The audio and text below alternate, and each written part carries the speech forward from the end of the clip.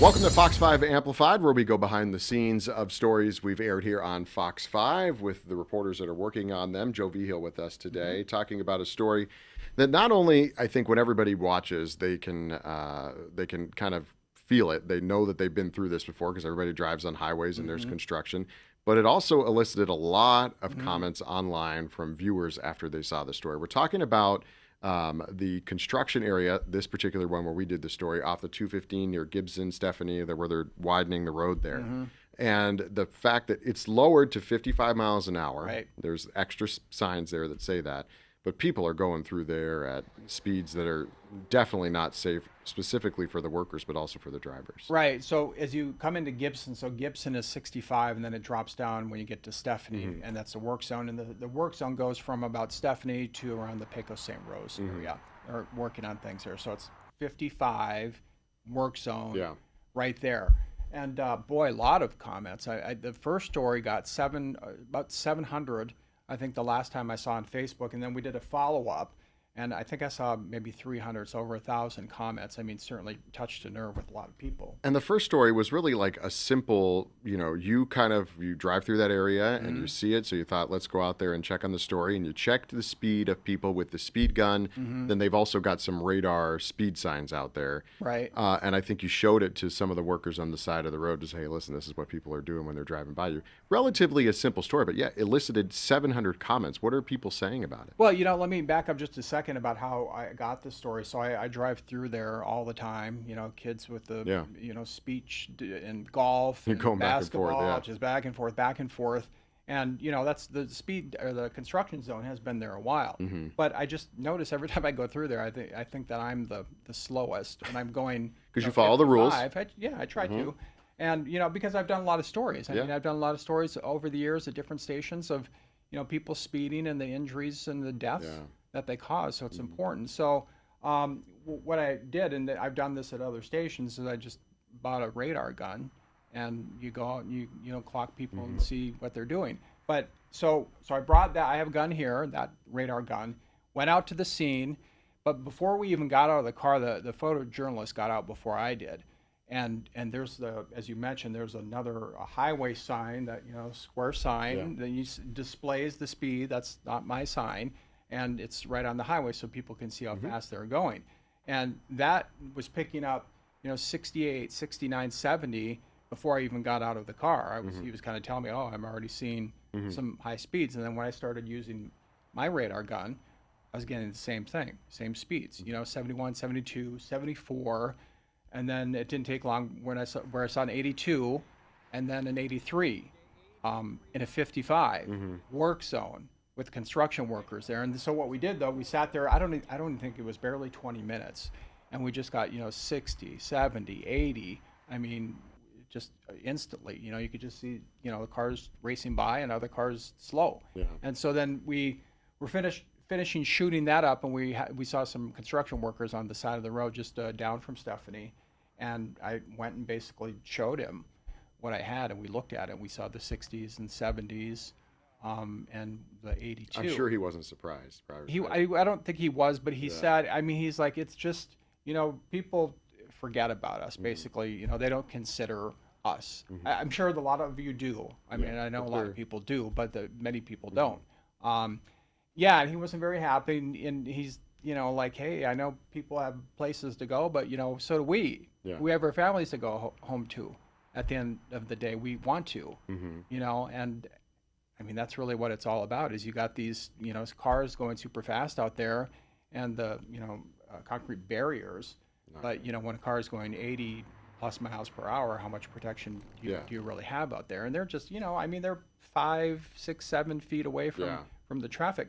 And then, one thing, so then we shot the story, we did it, and then later in the evening, the traffic slowed down because we did a live shot out there at 5, and the traffic was so slow you didn't see any speeders because everybody was jammed up from the rush hour. But then once it started to clear, we were watching that sign, not my gun, but that sign out there, and we saw one that was 86. So that was the top speed 30 miles of the an hour day over the out speed there. limit. Which would, not only is it dangerous, but that would be a hefty ticket, possibly even reckless driving at 30 miles an hour over the speed limit for somebody, if there were State Patrol or Metro, somebody out there giving tickets. Yeah, well, we talked about that too, and I called Henderson Court, and so in that area, and jurisdictions are different, so it might be higher or lower depending on where you are. But I think the range was somewhere around 250 to 525, and they can be doubled in that zone. Yeah, I think that our law in the state allows up to $1,000. But then they were also explaining to me there's another something that they could cite under life, limb, property damage, and I think that ticket was about $890. They can tack on to it. They, that's what it'd be. So it almost $1,000 out there. But it was, what some of the things people said online is actually the reason why we did a second story. So we did that story, right? Yeah, that story airs, and hundreds of comments come in on the Facebook. That's when. So I started reading them. I didn't read them all, but I read a lot of them. And one of the questions they kept asking was the flow of traffic out there. They said they basically said, you need to keep up with the flow of traffic. You go ahead and log on. So people were writing in. I have to show you one. People are writing in. They're talking about, because like we said, so many thousands of drivers go through that area every single day. Not just us. We have obviously our stations in Henderson, so we go by that as well. But a lot of people are getting from the other areas, the eastern ends of the valley to the west ends, and they're taking that southern route on 215. And they're seeing it. They're dealing with the traffic. Eventually, there'll be more lanes, but they're dealing with the speeds as well. So they had a lot of comments, a lot of opinions on it. They did. So I found one. This was someone else. This wasn't on my post, but it was somebody else posted about the story, and I caught hers. And here's what it says. It says, "Mind your business and follow the flow of." Well, not me. Just okay. Yeah, that's okay if they would. We get that too. I've heard a lot worse. Mind your business and follow the flow of traffic. If everyone is going 80 and you're going 50, you are the hazard. And we saw a lot of that. That wasn't just this person sounding out, but it was all related to the flow of traffic about, that's how we drive in Vegas. And people would say online, is that really a surprise to you? Yeah, why that's you why doing our the story? insurance We don't know. And tell us something we don't know. And so I kept seeing that over and over again. And so I did another story on it. And I talked to a researcher at UNLV, traffic safety, a person who's been there for 30 years. And I said, what do you think of this? I mean, are people like me the problem here? And she said, hey, here's the deal. The speed limits are there for a reason. I mean, there's a lot of thought that goes. They don't just throw up a sign and say, let's slow it down or let's speed it up. A lot of thought goes into these. So it's 55 there. It goes from 65 to 55 and then back up. She said they do that because they have to move barriers for the traffic, or they have to change a lane, reduce a lane. There's curves. And now you might not be familiar with that traffic pattern, or you might not be familiar that there's a barrier there, or a change in lane, which changes the traffic pattern, and so you might not be able to react to that, going 65. And again, you have workers there, so they drop it down. And she said the one thing that Erin Breen, by the way, is with UNLV, who I'm talking to. A lot of people know her. She's been here a long time, worked with UNLV for almost 30 years. She said there's something called time and distance that authorities look at when they're talking about speed limits, the time that you have to react and the distance of what you have to react to. And, obviously, the faster you're going, the less time you have and the less distance you have to react to it. And that's what it's really about. If you're going 55, you might see something quicker. You might have more time, your reaction time to slow down or avoid or do whatever you have to do to deal with whatever you're seeing. So she said, that's what it's all about. But she also said there is, this culture in Vegas that people have to drive fast. They have to get to somewhere quickly where they're going. And she was, I know angry wouldn't be the right word, but disappointed to see that people were, a lot of people online were blaming the speed limits rather than the speeding driver. Yeah.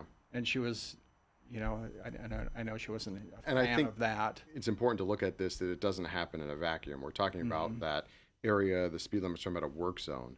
But we're also talking about this in the context of a place, of a city, of a valley that has so many traffic accidents, so many pedestrians hit by vehicles, which you talked about insurance rates that are through the roof for everybody, law-abiding and not. So it doesn't happen in a vacuum. I mean, it is a bigger, it's interesting that you talked to her because it's sort of like a bigger cultural thing. And I can tell you, as somebody that moved from the Midwest back to the West Coast recently, when I would visit the West Coast, folks lived in Arizona, big empty freeways just like here, or big open freeways, not empty. Same thing. I'd get on the freeway, even if you're going 10 miles an hour over the limit, you felt like you were standing still. People were flying by you at 90 miles an hour, and it was just like, that's just the way we drive here. Yeah. You know, you got to keep up or move over. I know some people who don't like to drive on the freeway. Yeah, I don't blame them. Around, they'll take Boulder Highway instead of the 95 or the I-11 because they're just worried about it. And, you know, I asked her, I said, okay, so what stops this? You know, what stops this gap of people going this speed and a gap of people going this speed? And she said a couple things. She said, speed cameras there, which haven't been favorable here. They are in some places they're used where you're on the road and you get a ticket in the mail and then you have a big fine you have to pay. They were in Arizona and then they took them out. Yeah. And now they're talking about putting them back in. But yes, it did slow you down. It did for a lot of people. When I was in New Mexico, the same thing. We had red light and speeding, and they ended up taking them out too. There was concern about if they were just profit makers and maybe not reducing crashes because people would try to stop at red slow lights down for the camera, and then they would get hit by somebody behind them. That too. Or on the freeway, they would slow down because they have to tell you that they're there, so they slow down for the camera and then go faster. And so, what were some of the other things? So she said that is one of them, which. I don't think anybody's really optimistic that's going to happen in the near future. She said the other thing is nailing people with fines, you know, getting more police out there. She said, you know, police are doing what they can. I saw online that there were some Metro officers doing an operation, I believe it was a week or two ago, that a lot of people were pulled over. That was just after that area. It's kind of a weird situation over there. You have the one, you got the 65, then it drops to 55. And then it goes back up to 65, but only for a half mile or so because there's not a project. And then there's another project so that it goes back to 55. Yeah, once you pass Eastern. And then she just said, you know, hit people in their pocketbook. You know, that sometimes seems to work.